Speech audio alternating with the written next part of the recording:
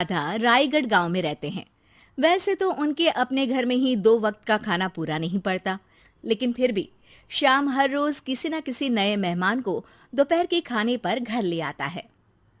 एक दिन राधा कहती है, ये क्या है जी, जब आपको पता है कि हमारे पास अपना पेट भरने तक का खाना पूरा नहीं होता, फिर क्यों रोज किसी न किसी नए मेहमान को घर लेकर आ जाते हो? ऐसे तो जिंदगी जीना मुश्किल हो जाएगा। मेहमानों को खिलाना पुण्य का काम होता है, इससे भगवान खुश होते हैं। तुम क्यों उसके बीच में आकर पाप की भागीदारी बन रही हो? दोबारा मेरे सामने ऐसी बात मत करना, समझी? इसी तरह राधा बहुत बार श्याम को समझाने की कोशिश करती है, पर वो हर बार एक ही बात बोलकर उसे चुप करा देता है। इन्हें समझाना तो बेकार है, मुझे ही कोई ऐसी तरकीब सोचनी होगी जिससे मेहमान अपने आप ही यहां आना बंद कर दे। राधा तरकीब सोचने में लग जाती है और इसी तरह कुछ दिन बीत जाते हैं। एक सुबह श्याम बिना कुछ बताए जल्दी घर से निकल जाता है और राधा अपने काम में लग जाती है। कुछ घंटों बाद श्याम अपने एक दोस्त के साथ घर वापस आता है।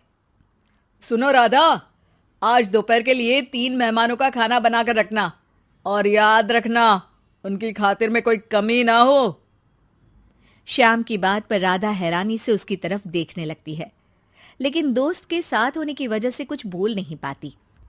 घर में तो ठीक तरह से 2 लोगों के खाने लायक तक दाल चावल नहीं है और इन्हें मेहमान बुलाने हैं। बस अपना अपना बोलते हैं, दूसरे की तो कभी सुननी ही नहीं है। क्या करूं मैं? राधा क्या करूं क्या नहीं की उलझन में फंसी ही होती है कि उसके दिमाग में एक तरकीब आती है, जिस पर वो श्याम और उसके दोस्त के घर से बाहर जाते ही रसोई में से सिलबट्टा निकाल कर लाती है। अब मुझे मेरे ये साथी ही इस मुश्किल से बाहर निकालेंगे।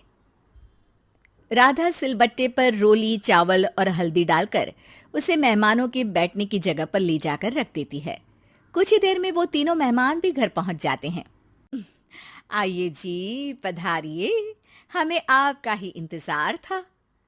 जी शुक्रिया। श्याम भाई कहाँ हैं? वो ना बस आते ही होंगे, तब तक आप बैठिए ना। जैसे ही वो तीनों अपनी जगह पर बैठते हैं तो सामने पूजा किए सिलबट्टे को रखा देख असमंजस में पड़ जाते हैं। और बहन, ये सिलबट्टे की पूजा कर इसे यहाँ क्यों रखा है? क्या ये आपके यहाँ का कोई रिवाज है? अरे नहीं नहीं, वो तो मेरे पति की मन्नत है, इसलिए पूजा की है। हैं? सिलबट्टे पर कैसी मन्नत? मेरे पति ने मन्नत ली है कि वो अपने मेहमानों को खाना परोसने से पहले इस सिलबट्टे से 3 बार उनके सिर पर मारेंगे। राधा की ये बात सुन तीनों मेहमानों के चेहरों की हवाइयां उड़ जाती है, जिसे देख राधा मन ही मन हंसती हुई उन्हें दिलासा देते हुए कहती है, अरे आप लोग फिक्र मत कीजिए, ज्यादा तेज नहीं मारेंगे, बस 3 बार जरा सी थपकी। और ये सुनते ही तीनों मेहमान डर से कांपते हुए तुरंत अपनी जगह से उठ खड़े होते हैं। अरे अरे, आप सब उठ क्यों गए? मेरे पति बस आते ही होंगे, फिर सब साथ में खाना खाइएगा। अरे जी नहीं, हमें कुछ नहीं खाना। ये कहकर तीनों मेहमान बिना एक पल की और देरी किए घर से बाहर भाग जाते हैं, जिन्हें जाते हुए घर के अंदर आता श्याम देख लेता है। अरे वाह राधा, उन तीनों मेहमानों ने तो बड़ी जल्दी खाना खा लिया। नहीं ना, बिना खाए ही चले गए। अरे वो क्यों? क्योंकि वो खाने से पहले मुझसे ये सिलबट्टा मांग रहे थे, तो मैंने बोल दिया कि मेरी माँ ने दिया है, मैं नहीं दे सकती। बस फिर वैसे ही चले गए। राधा की बात सुन श्याम गुस्से से लाल होकर उस पर चिल्लाने लगता है। तुम पागल हो क्या? मेहमान को नाराज कर दिया। मेहमान जो मांगे उन्हें वो देना हमारा फर्ज है। इतनी सी बात तुम्हें कब समझ में आएगी? मैं अभी उन्हें ये सिलबट्टा देकर वापस घर में ले आता हूं, तुम खाना तैयार रखना। अब श्याम सिलबट्टा उठाए घर से बाहर निकल जाता है और मेहमानों को ढूंढना शुरू कर देता है, जो उसे पास में ही एक पेड़ के नीचे बैठे दिखते हैं।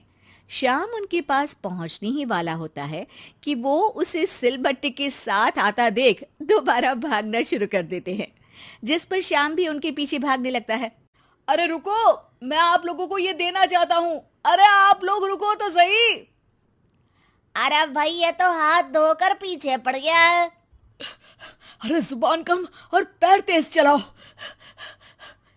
वो तीनों पिटाई के डर से और ज्यादा तेज भागने लगते हैं। इसी तरह तीनों मेहमान आगे आगे और श्याम सिलबट्टे के साथ उनके पीछे पीछे पूरे गांव में घूमते हैं, जिससे धीरे धीरे गांव में ये खबर फैल जाती है कि श्याम दयालु और उदार इंसान तो है, लेकिन अब से वो किसी की भी मेहमान नवाजी से पहले सिलबट्टे से 3 बार उसके सिर पर मारेगा, जिसके प्रभाव से अब लोग उसके घर खाने पर आना बंद कर देते हैं। मैं तो उन्हें सिलबट्टा देने जा रहा था और लोगों को लगा कि मैं मार रहा हूं। कितना बड़ा बेवकूफ हूं। अब मेरी ही वजह से कोई यहां खाने पर आने के लिए तैयार नहीं है। इस तरह राधा अपनी होशियारी और सिलबट्टे की मदद से श्याम के मेहमानों वाली आदत से छुटकारा भी पा लेती है और घर की शांति भी भंग नहीं होती। जरूरी नहीं कि हर जंग हथियार से ही लड़ी जाए। कुछ के लिए सिर्फ दिमागी चाल ही काफी होती है, और अगर शांति के साथ अच्छे से दिमाग लगाकर सोचा जाए तो मुश्किल से मुश्किल समस्या का समाधान मिल ही जाता है।